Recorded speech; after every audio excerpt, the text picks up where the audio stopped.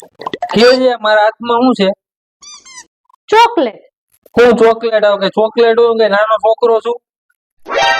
તો કાજુ બદામ. કાજુ બદામ નથી. તો તમારા હાથની મુઠ્ઠીમાં શું છે મને થોડી ખબર યાર. એટલા વર્ષથી અમારી ભેગી રહે તોય તને ખબર નથી કે મારા હાથની મુઠ્ઠીમાં શું છે?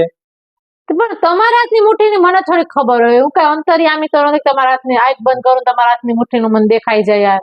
કે હાલ કે મને નથી ખબર હવે. ખબર જ હોય ને બોલતો.